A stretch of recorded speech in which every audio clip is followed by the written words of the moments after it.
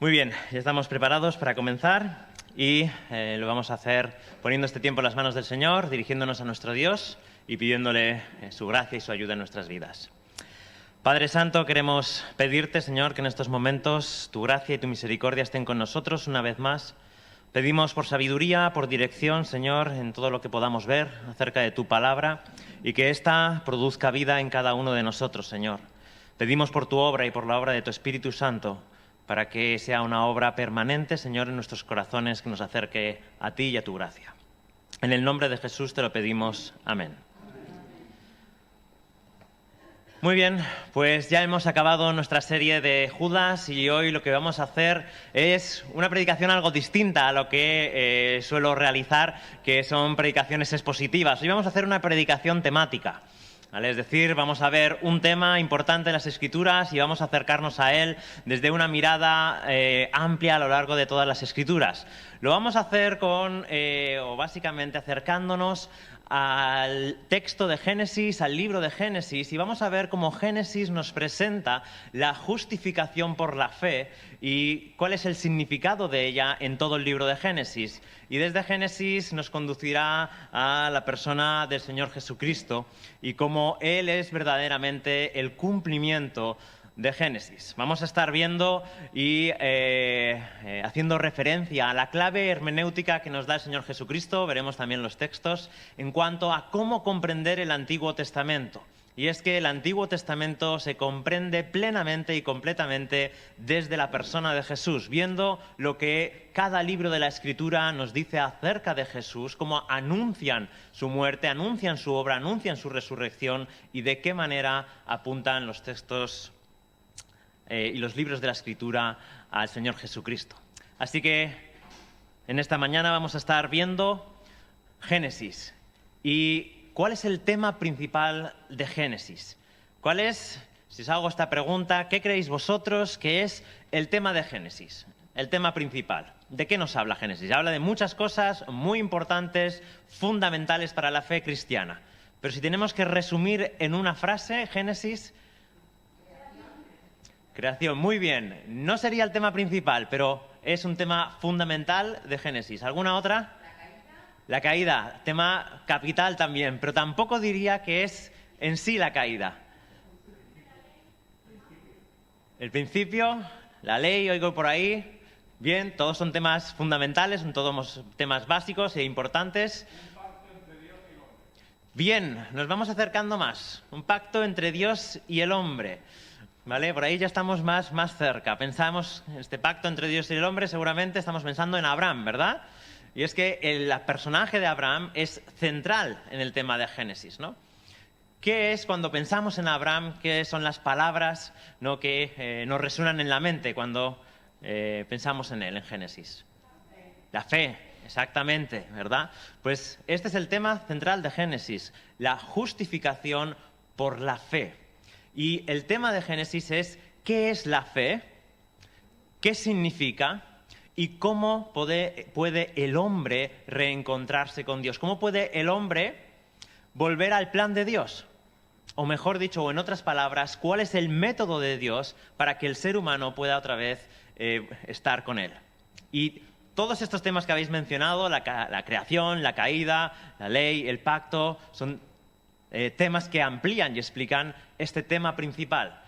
Pero yo pondría esto como base principal, la justificación por la fe en la persona de Abraham, porque Abraham es, como vamos a ver, la primera persona que vuelve a depender de Dios, y esto les es contado por justicia, nos dice el texto. Y en esta vuelta a la obediencia, vuelta a la creencia, vuelta a la confianza en Dios, es cuando el ser humano es restaurado y reconciliado con Dios. Vamos a ir viéndolo paso a paso. Veréis que hay más, que lo vamos a ir ampliando. En primer lugar, vamos a tener que ir a ver la creación. Y lo vamos a hacer a través de la persona de Adán y Eva. Y lo vamos a ver en Génesis 1, versículo 26, dice Dios cuando llega el día sexto, el día en que ha hecho ya los animales, y solo le queda una cosa por realizar, y esta es la del ser humano.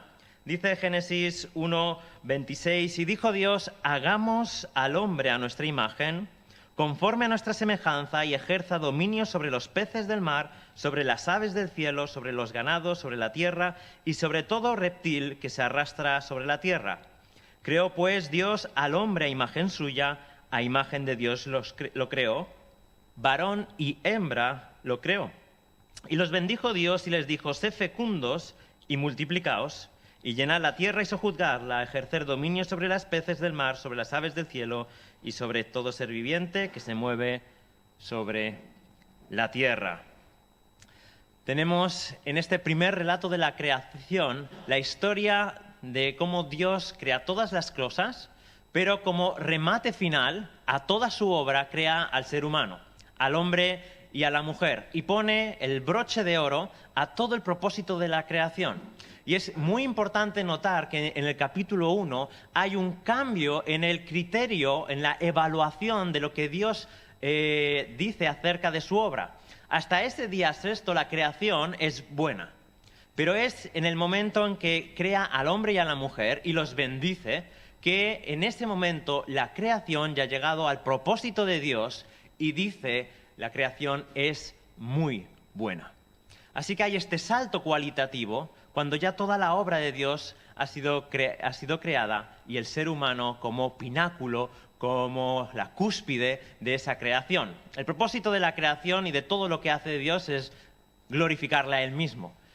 Pero la cumbre de la creación, de lo que Él ha hecho, es el hombre y la mujer. Y esto es importante.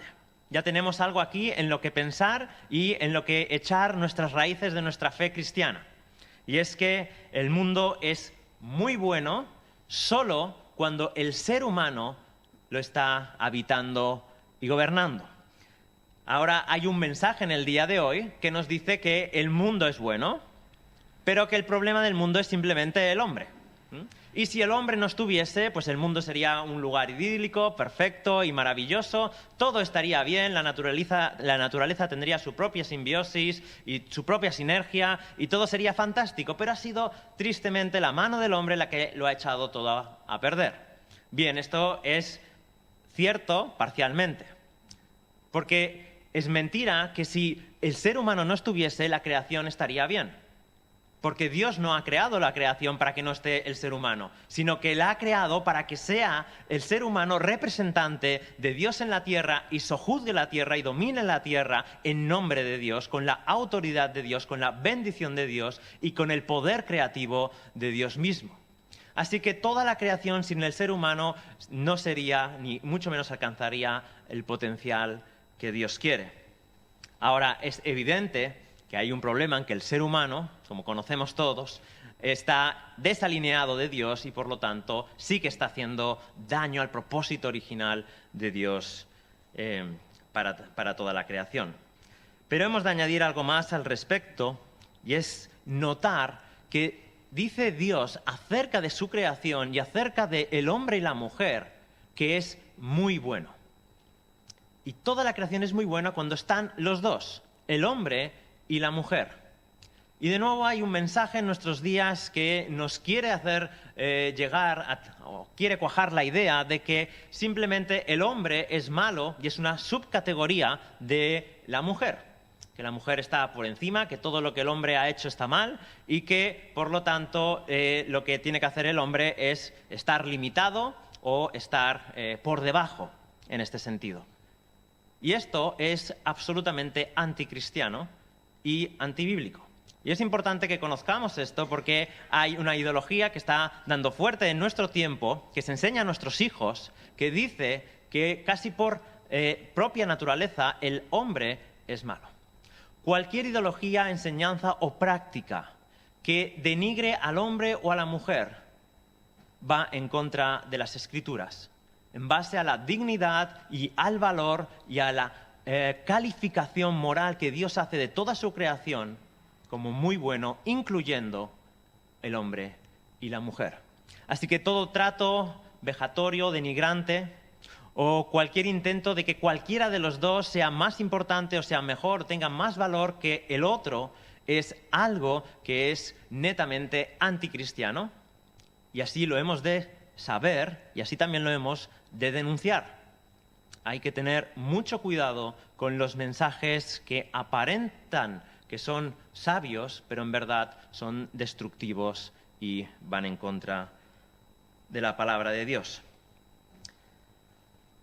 Ahora hemos visto lo que Dios ha hecho con el ser humano al crearlos y cómo los califica y qué es lo que les pide. Pero en el Génesis capítulo 2, en el segundo relato de la creación, también tenemos la creación del ser humano en Adán y Eva, y además añade algunas características que son realmente importantes.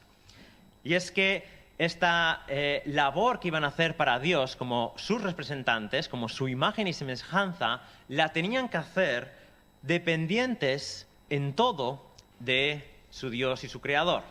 Dios los pone en el huerto, les da todo fruto y todo árbol y todo lo que tienen para su subsistencia, no solo para su subsistencia, sino también para su deleite.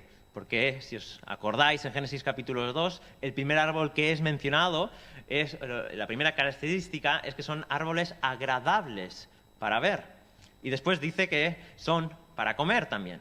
Así que les da todo un sentido de lo que es la estética, de lo que es la belleza, de lo que es también la necesidad para comer. Pone sus límites y pueden comer de cualquier árbol, pero hay uno que no puede comer, que es el árbol del bien y del mal. Y todo esto lo tienen que hacer, toda esta labor que tienen que hacer en el huerto, de cuidarlo, de labrarlo para Dios y para ir extendiendo el dominio de Dios con el ser humano en todo el planeta, en toda la Tierra, lo tiene que hacer aprendiendo a ser imagen de Dios en comunión con Dios.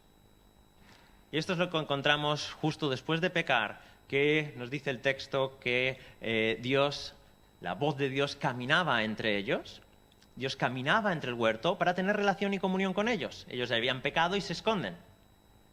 Pero es interesante notar que la comunión con su Dios era básica para aprender cómo vivir y cómo administrar su mundo para la gloria de Dios. Fijaos si os acordáis, lo que le dice la serpiente, ¿no?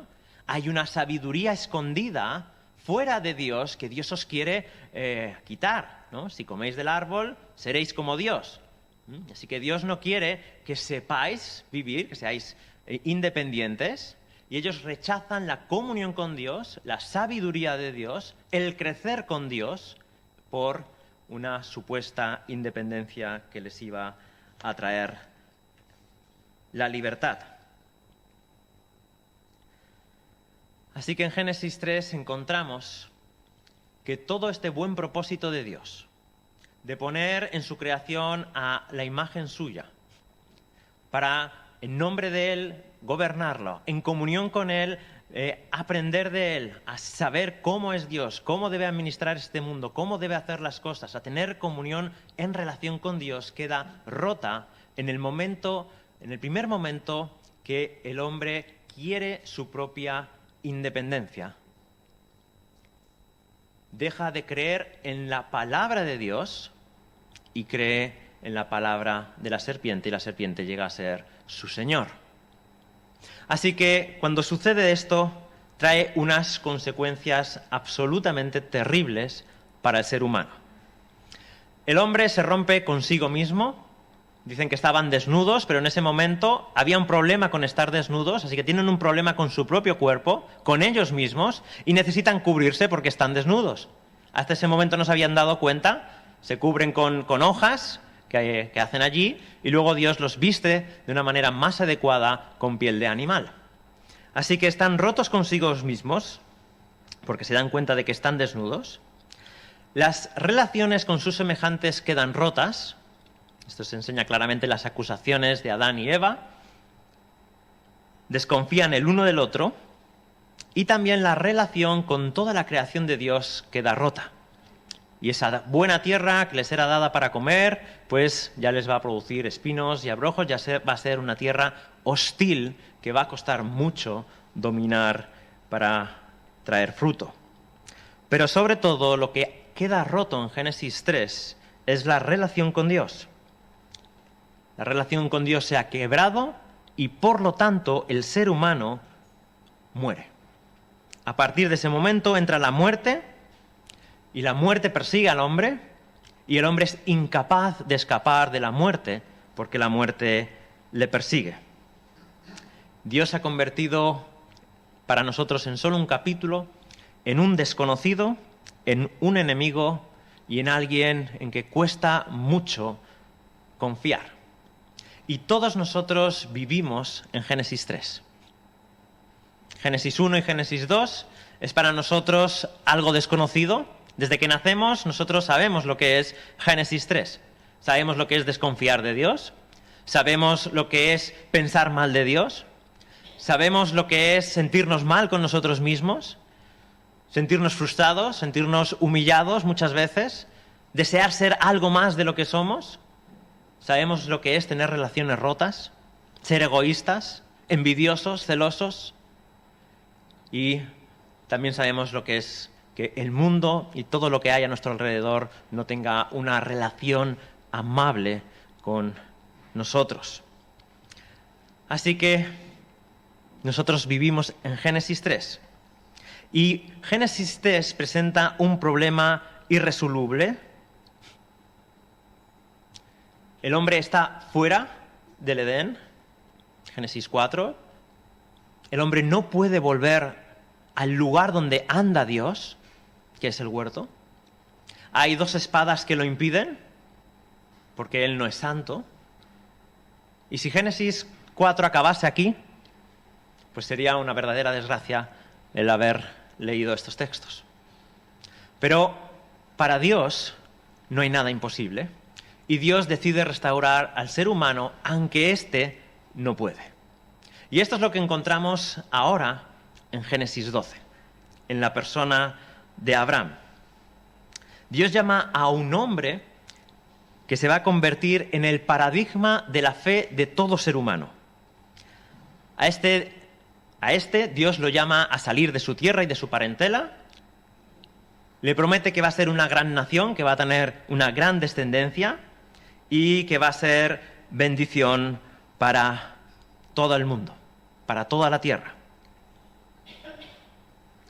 Pero a través de la persona de Abraham, Dios nos enseña y nos recalca una verdad fundamental para nuestra relación con Dios, que es imposible para el ser humano reconciliarse con Dios. Que no depende, no está en su mano el poder volver a estar con Dios.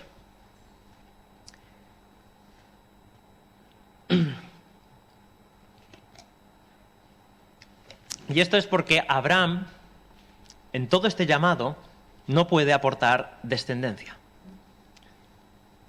Lo intenta durante años, pero hay un problema, no puede tener descendencia. Porque su mujer es estéril y luego nos dice el texto bíblico porque los dos son de avanzada edad y por lo tanto ya incluso la edad había pasado para poder tener hijos.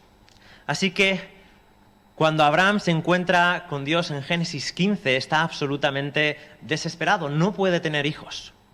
Y la única opción que él tiene de pensar, porque era algo que se hacía en aquel entonces, es decir, bueno, mi siervo, mi esclavo, Eliezer de Damasco, él es el que va a heredar todas las cosas y quizás la promesa vaya por él. Y por eso cuando Dios se le presenta en Génesis 15, Abraham le dice, ¿qué tienes conmigo si un esclavo es el que va a heredar todas mis cosas? Y sin embargo, Dios no lo deja ahí. Cuando Abraham está desesperado, cuando se da cuenta de que no puede hacer nada y busca soluciones, pero que ya no pasan porque él mismo tenga descendencia, dice Génesis 15, del 1 al 5, después de estas cosas, la palabra del Señor vino a Abraham en visión, diciendo, no temas, Abraham, yo soy un escudo para ti, tu recompensa será muy grande. Y Abraham dijo, oh Señor Dios, ¿qué me darás, puesto que yo estoy sin hijos? Y el heredero de mi casa es Eliezer de Damasco. Dijo además a Abraham, he aquí no me has dado descendencia, y uno nacido en mi casa es mi heredero. Pero he aquí la palabra del Señor vino a él diciendo, tu heredero no será este, sino uno que saldrá de tus entrañas, él será tu heredero. Lo llevó fuera y le dijo, ahora mira el cielo y cuenta las estrellas si te es posible. contarlas. Y le dijo, así será tu descendencia. Y Abraham creyó en el Señor y él se lo reconoció por justicia. Abraham, en contra de toda la lógica y de cualquier posibilidad humana, cree a la palabra de Dios. Si nos fijamos en la tentación del huerto, la serpiente le dice que pueden alcanzar la gloria, que pueden alcanzar la sabiduría por medio de una acción que pueden hacer ellos mismos, que es ir y coger y tomar de la fruta en desobediencia a Dios. Pero ahora Abraham está absolutamente impotente. Ha sido llevado al límite de sus fuerzas y no puede hacer nada por tener herederos. Si Dios no hace algo, es imposible. Lleva años intentando tener hijos. Y Dios simplemente le muestra las estrellas y le dice, así será tu descendencia. Y contra todo pronóstico, Abraham decide creer a Dios. Así que la fe trata de creer en Dios, pero también trata de que esa creencia implica una dependencia absoluta de Dios. Muy bien, Señor, tú dices que voy a tener una generación así, unos hijos así de abundantes. Pues por tu palabra, porque yo no puedo hacer nada. Estoy vendido, en un sentido, a ti. No tengo absolutamente nada, sino solo a ti. Y porque tú lo dices, lo creo.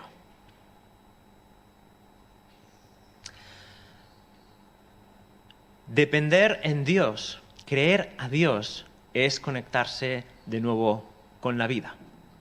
A Abraham no solo le persigue la muerte, sino que es incapaz de procrear. Es incapaz de continuar con el mandato de Dios de llenar la tierra. Es incapaz de continuar con la línea de la vida. Solo es capaz cuando se sujeta al Dios de gloria. Y esta desobediencia se convierte ahora en obediencia del ser humano y es el primero que alcanza justificación delante de Dios. Se abre en Génesis una ventana de esperanza para el ser humano. Imitando la fe de Abraham, el ser humano vuelve a tener relación con Dios y, por lo tanto, todo lo que Dios conlleva con esa relación. Bendición, vida, etcétera, etcétera. Ahora, en Génesis hay otro personaje importante. Y es la persona de Isaac. Hay muchos, no los vamos a ver todos. Pero en Génesis 22 nos narra la historia, la prueba de esa fe, ¿verdad? Cuando Abraham es probado de nuevo a ver si continuaba creyendo en la promesa que él había hecho aquí en Génesis 15. En Génesis 22, Isaac ya es un niño, seguramente se calcula que tiene entre 9, 12, 15, 16 años, o sea, no es un bebé, pero es un niño. Así que lleva años que ha obtenido la promesa, que la promesa de Dios se ha hecho una realidad física, presente, palpable, y además Abraham ama profundamente la promesa de Dios, este es su hijo, este es su heredero, y Dios, sin embargo, le pide que lo sacrifique. Y nos fijamos ahora en la persona de Isaac, que en todo momento, en Génesis 22, obedece a su padre sin rechistar.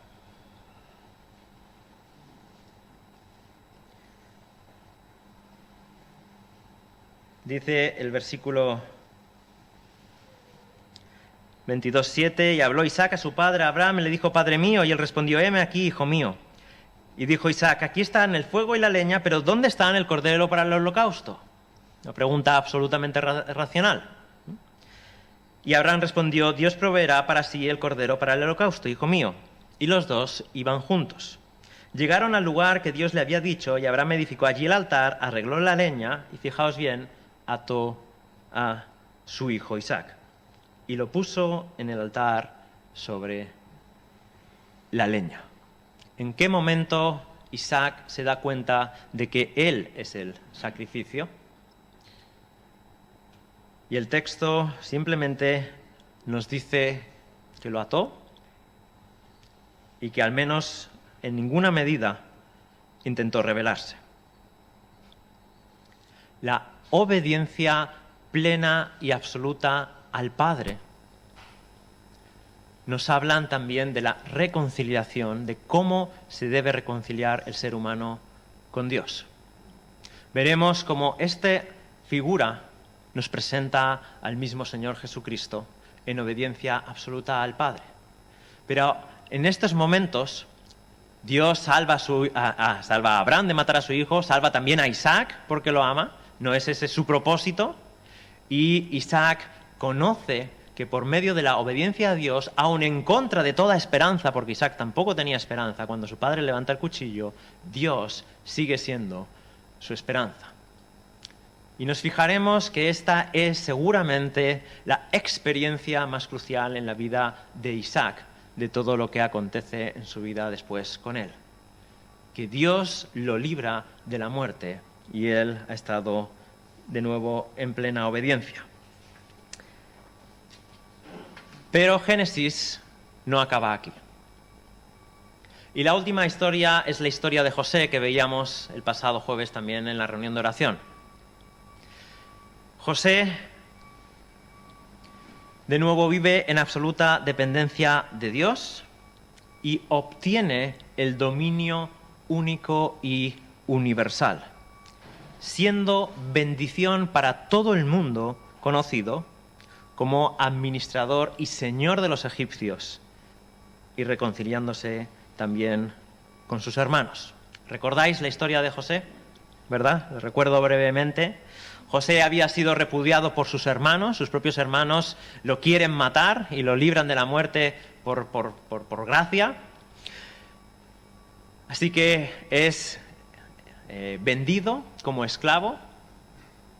Así que en la vida de José tenemos el rechazo de su familia, el odio de sus hermanos, vendido como un esclavo en Egipto, y en todo esto sigue siendo fiel y confiando en el Señor y dependiendo de Dios. Y cuando parece que de nuevo las cosas les van bien, lo acusan falsamente de violación o de intento de violación. Con lo que ya no solo es vendido y vive como esclavo, sino que ahora encima está con sus huesos en la cárcel. Y de nuevo en la cárcel experimenta otra situación absolutamente desesperante. Y es que, confiando en el Señor y buscando el rostro de Dios, interpreta 2 sueños que se les pide al copero y al panero del rey, y además acierta. Y sin embargo, cuando el copero es restaurado, dice el texto que se olvida de José.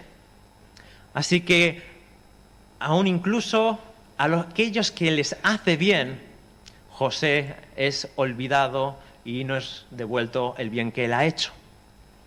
¿Cuántos años de maltrato, de desesperanza, de impotencia, quizás incluso de desespero? Pero en todo José sigue siendo fiel al Señor. Y cuando es llamado delante de Faraón para interpretar el sueño, no observamos ningún tipo de rebelión, sino de nuevo sumisión completa y dependencia en el Dios de su padre, de Israel. A pesar de que parece que Dios se ha olvidado de él, a pesar de que todo indica que ya no cuenta para Dios, él sigue confiando en el Dios de gloria. ¿Y qué es lo que sucede? Pues resuelve el sueño de Faraón y dice Génesis 41, 38, 43. Entonces Faraón dijo a sus siervos: ¿podemos hallar un hombre como este en quien esté el Espíritu de Dios? Y Faraón dijo a José: puesto que Dios te ha hecho saber todo esto, no hay nadie tan prudente ni tan sabio como tú. Tú estarás sobre mi casa y todo mi pueblo obedecerá tus órdenes, solamente en el trono yo seré mayor que tú. Faraón dijo también a José: mira, te he puesto sobre toda la tierra de Egipto. Y Faraón se quitó el anillo de sellar de su mano y lo puso en la mano de José. Y lo vistió con vestiduras de lino fino y puso un collar de oro en su cuello. Lo hizo montar en su segundo carro y proclamaron delante de él: doblad la rodilla, y lo puso sobre la tierra de Egipto. Tremendo. La historia de Génesis acaba con la restauración del ser humano por medio de la dependencia, de la confianza, de la fe en Dios. Y esta restauración en la vida de José restablece todo aquello que Adán había perdido. Y de nuevo se le da todo el dominio de toda la tierra, se le viste con gloria, se le viste con vestido y con ropaje real, que indican la gloria, la dignidad de él, de su persona. El ser humano, en dependencia a Dios, recupera toda la gloria que Dios había querido darle. Y además le ponen un anillo. El anillo es el símbolo de autoridad. Firmaba los papeles en nombre de Faraón y por lo tanto su firma era la de Faraón. Es restablecida la autoridad, que es lo que principalmente significa la imagen y semejanza de Dios. Llevar la autoridad, el sello de Dios, como seres humanos en el mundo. Así que en Adán, y todo lo que Dios quería de Adán ha quedado roto. En Abraham se nos señala que es por medio de la fe y de la dependencia de Dios que somos justificados. En Isaac se nos enseña que en la obediencia a Dios está nuestra esperanza de ser salvos. Y por medio de José se nos apunta a la restauración completa del ser humano y de los propósitos de Dios para el hombre, por medio de la fe y la dependencia a Él.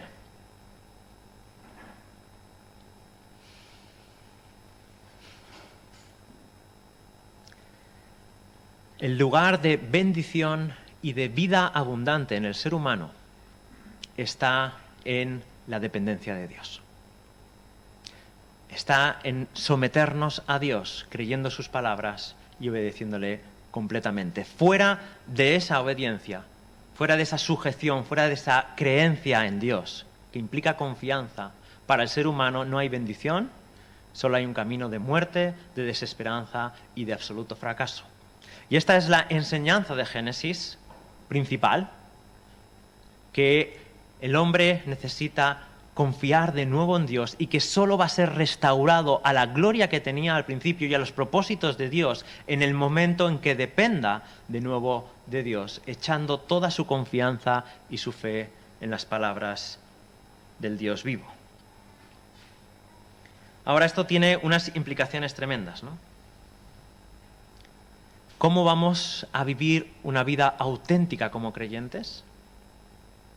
En dependencia absoluta de Dios. No vamos a ser más dichosos, ni vamos a gozar más de la vida, ni vamos a experimentar más a Dios, si no es que nos sometemos a Dios en todas las cosas.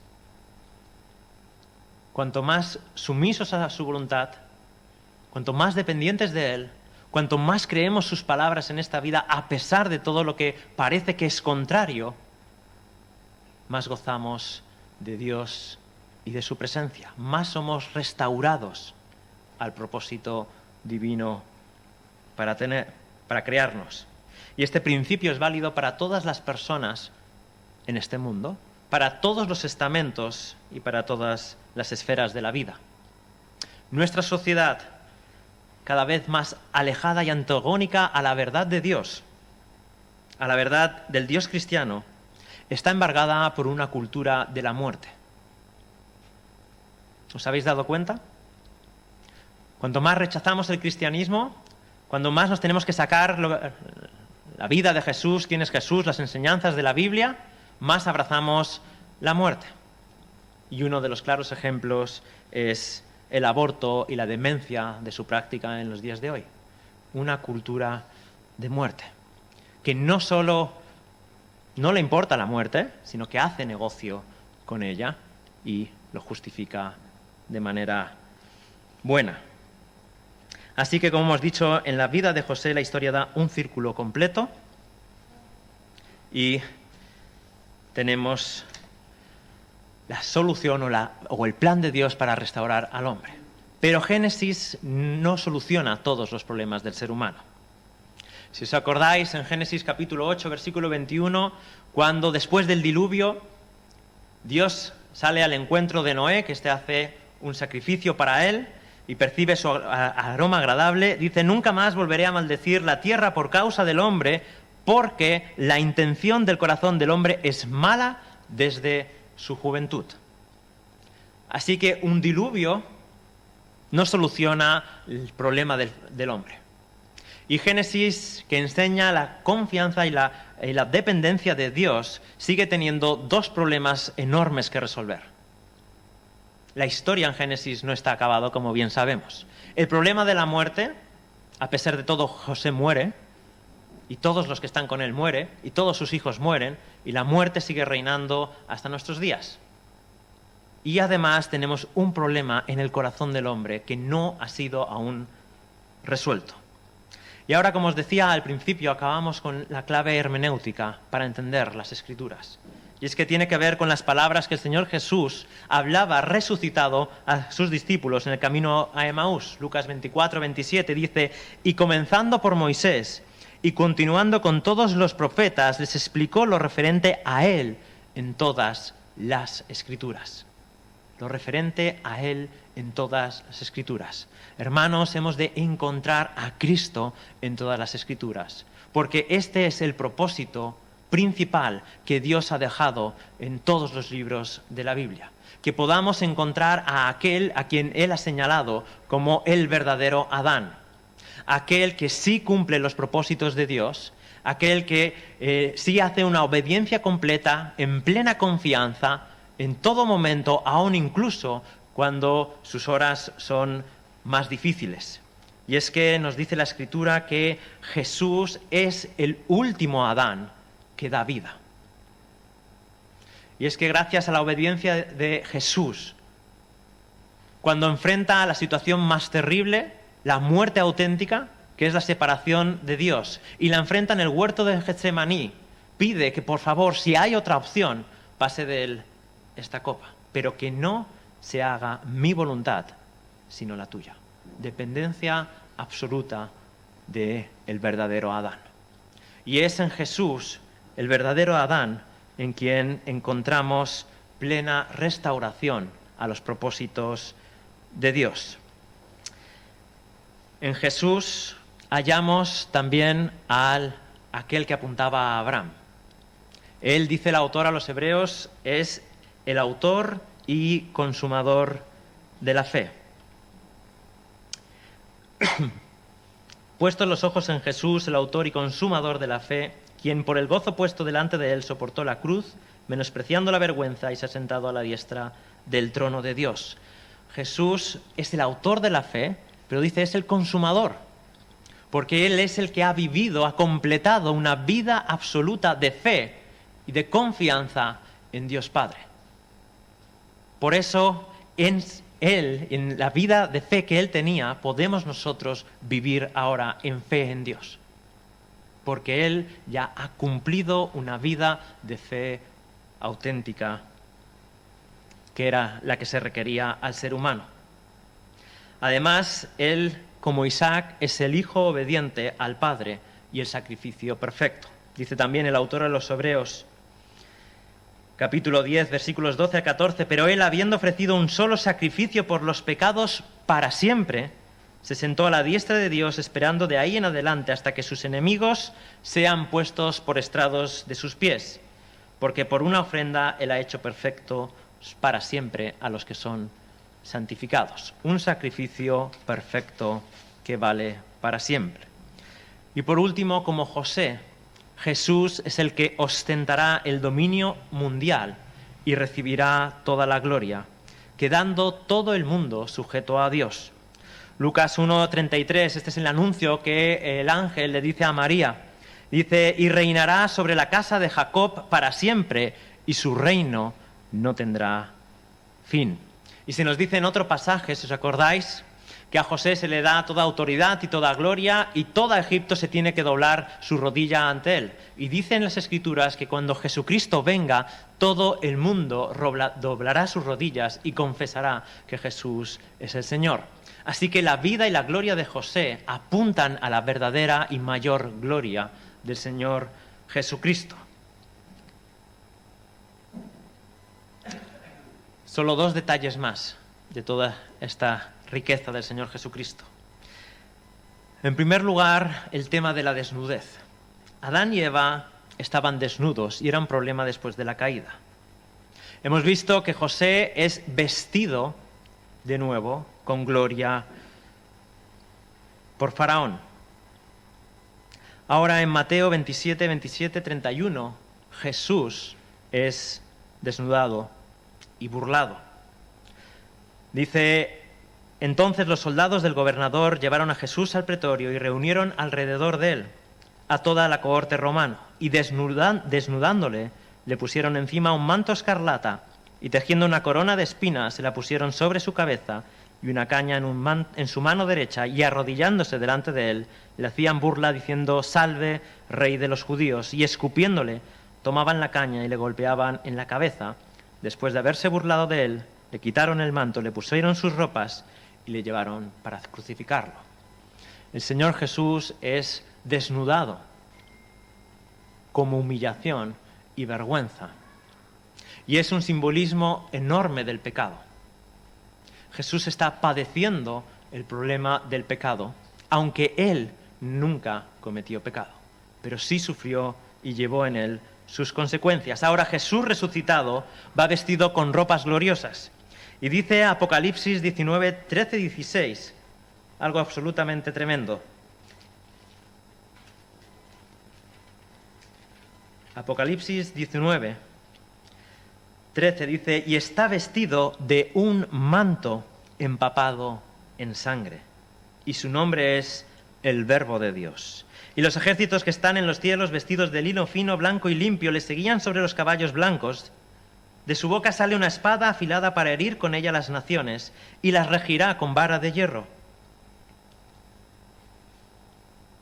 Y él pisa el lagar del vino del furor, de la ira de Dios Todopoderoso, y en su manto y en su muslo tiene un nombre escrito: Rey de Reyes y Señor de Señores. Ahora Jesús viste un ropaje real: Rey de Reyes y Señor de Señores. Y ese vestido lleno de gloria está empapado en su sangre. Y es a través de esta sangre, de esta vida, que Él ahora puede vestirnos con la ropa que como seres humanos necesitamos a causa de nuestro pecado. Al principio era una cobertura de pieles, pero por medio de su obra en la cruz del Calvario son vestidos de ropaje real y de lino fino. Apocalipsis 19, 8, y a ella le fue concedido, a la iglesia, vestirse de lino fino, resplandeciente y limpio, porque las acciones justas de los santos son el lino fino. Y la cobertura y el ropaje que le da al ser humano es un ropaje que ha costado la sangre de Cristo. Es un ropaje de mayor gloria que la que había en el huerto, porque ha costado un precio mucho mayor. Ahora el ser humano puede ser revestido con la gloria de Jesucristo y andar con el Dios de gloria. Por último, acabamos con las palabras de Jesús acerca de la solución al problema de la muerte. Juan 11, 25, Jesús les dijo: yo soy la resurrección y la vida, el que cree en mí, aunque muera, vivirá. Depender de Dios en la persona de Jesús, creer en Jesús, es volver a la vida, es conectar con Dios, es volver a los planes de Dios para el ser humano, es ser revestido de gloria y de dignidad por Dios mismo. Es volver a entrar en los propósitos de gobierno mundial, de señorío sobre la creación. Son restablecidos en la persona de Jesús por medio de la fe en Él. Vamos a orar. Padre Santo, te damos las gracias porque las Escrituras nos hablan de ti de una manera rica y abundante. Y pedimos, Señor, que nos ayudes a comprenderlo. Te damos las gracias por restaurarnos, Señor, en la persona de Jesús. Confesamos que Jesús es el verdadero Adán, es el auténtico Abraham, el auténtico Isaac y el cumplimiento de José. Esperamos, Señor Jesús, tu venida, cuando todos los que hemos puesto nuestra confianza en ti seamos renovados en nuestra completa salvación, hechos hijos tuyos con honor y con gloria, llenos de tu misericordia y de tus ropas justas, y en plena comunión contigo por toda la eternidad. Señor, te exaltamos y te honramos. En el nombre de Jesús. Amén.